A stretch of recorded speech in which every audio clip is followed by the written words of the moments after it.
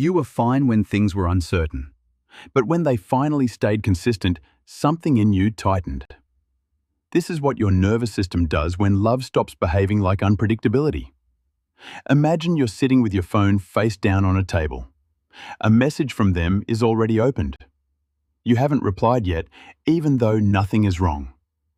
The room is quiet. Your thumb keeps touching the edge of the phone without reason.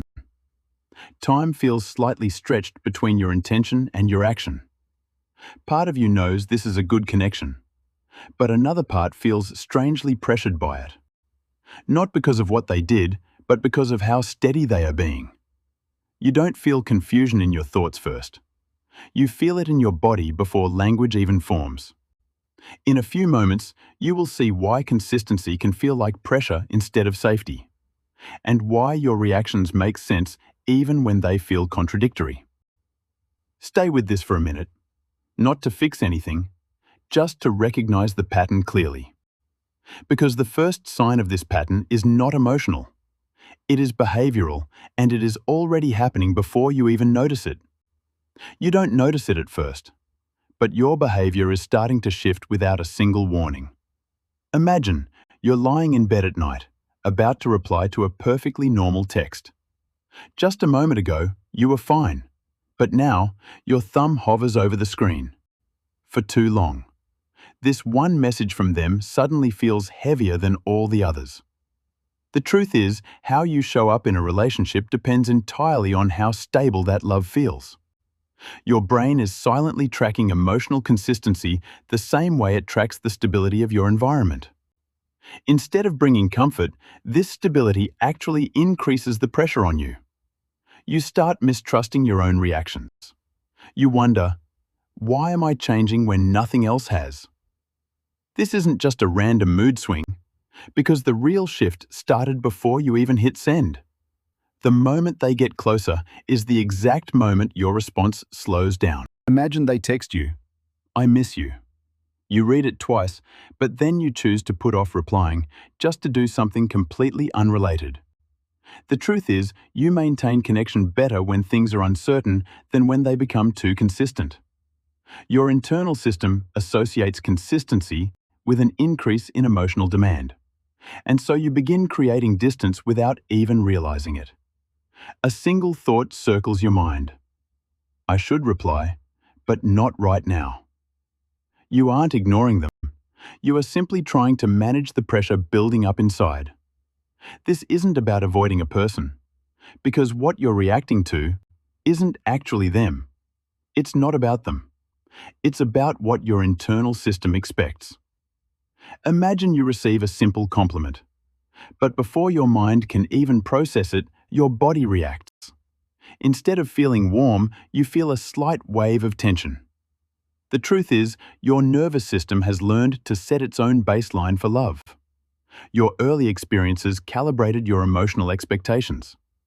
If that baseline was set low, then current stability is registered by your brain as a deviation.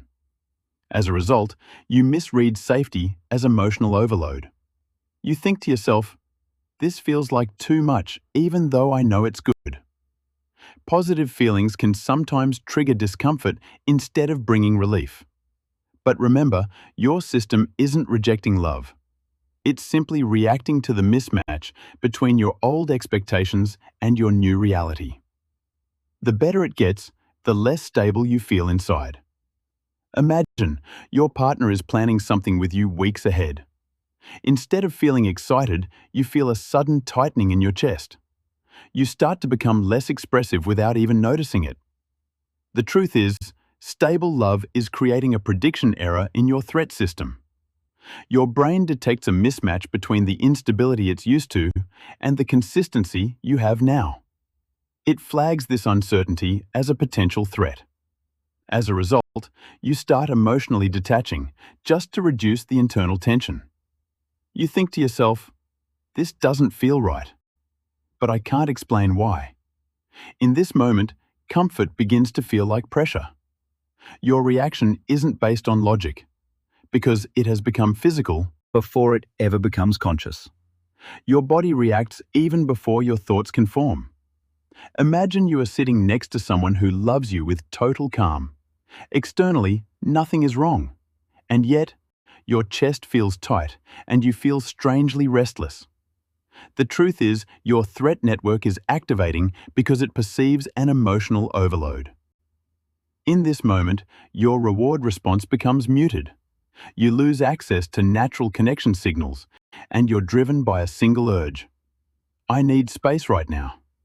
Now warmth starts feeling like a suffocating pressure.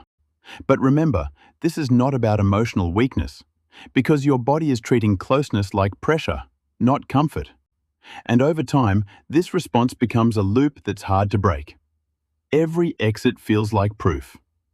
Imagine you start to pull away. Your partner responds with distance or confusion. In that exact moment, you feel a wave of temporary relief. The truth is, your brain misinterprets this relief as confirmation that you were right to leave. Your internal system strengthens the avoidance pattern. Over time, the cycle becomes faster and completely automatic. You think to yourself, I knew this wouldn't work out anyway. But the relief you feel is actually part of the trap.